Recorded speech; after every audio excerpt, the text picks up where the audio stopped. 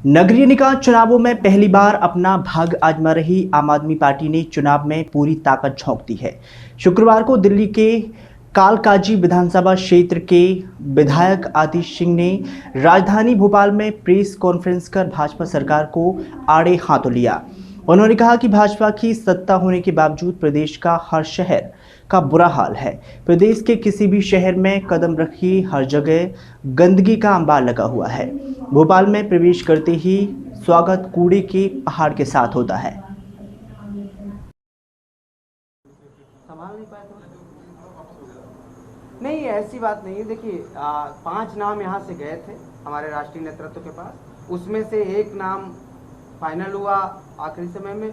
उन्होंने नामांकन किया था, नामांकन के बाद ये चीज़ें रही। इस पे तो मैं पत्रकार वार्ता में बोल भी चुका हूँ कि नामांकन उनका सही पाया गया। उसके बाद जो हमारी महापौर प्रत्याशी रही, उनके पति, उनके जेठ, उनके देवर इसी कार्यालय में आकर हमें बताते हैं कि हमें 200 से अधिक लोग उठाने आए, लेके गए, हमें धमकाया गया, डराया गया और दबाव बनाकर हमें ये पर्चा वापस लेने के लिए कहा गया। इस तरीके की गुंडागर्दी, इसमें मैंने बाकायदा कहा था कि एक मंत्री, वर्तमान मंत्री मध्य प्रदेश के, उसमें इन्वॉल्व हैं, उनके लोग इन्वॉल्व हैं।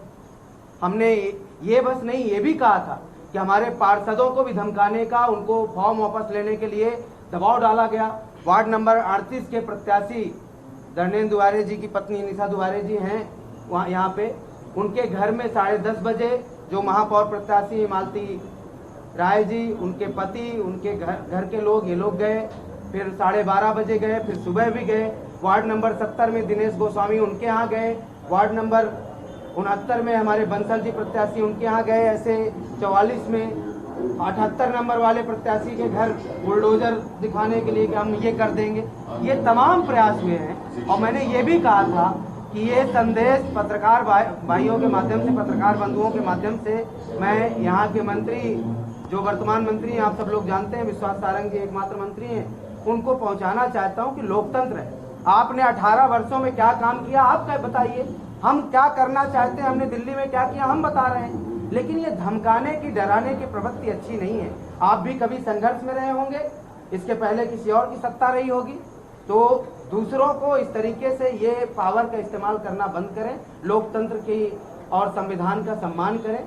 अगर रक्षा की भक्षक बन के बैठेंगे तो कैसे होगा।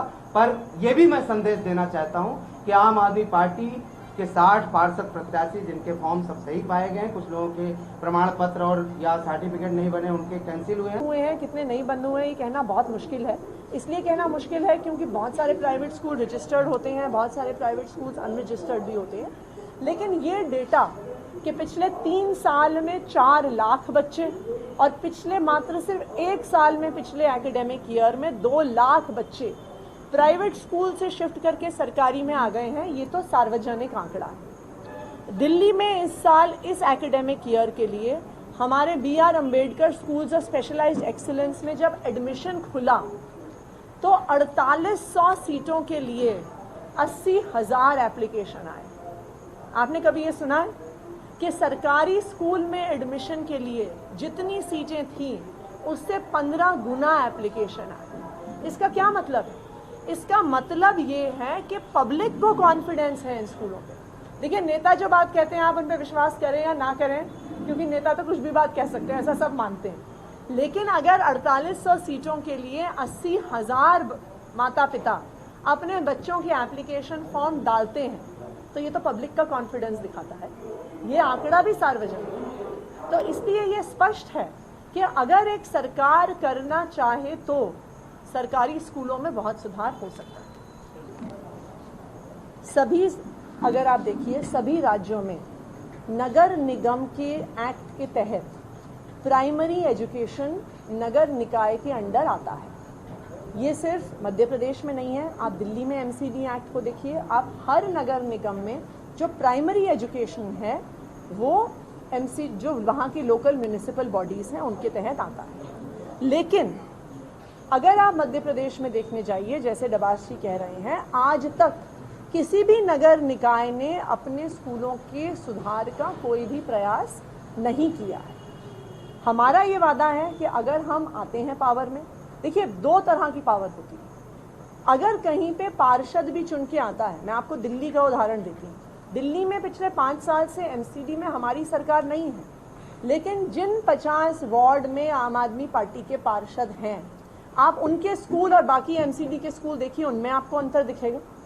आपको इसलिए अंतर दिखेगा क्योंकि एक जो आपका चुना हुआ प्रतिनिधि है, वो चुना हुआ प्रतिनिधि स्कूलों से पैसा खा रहा है क्या, प्राइवेट स्कूलों की जेब में बैठा हुआ है कि सरकारी स्कूल को ठीक करने का प्रयास कर रहा है, ये आपके प्रतिनिधि पर डिपेंड करता है, पहली बात। दूसरी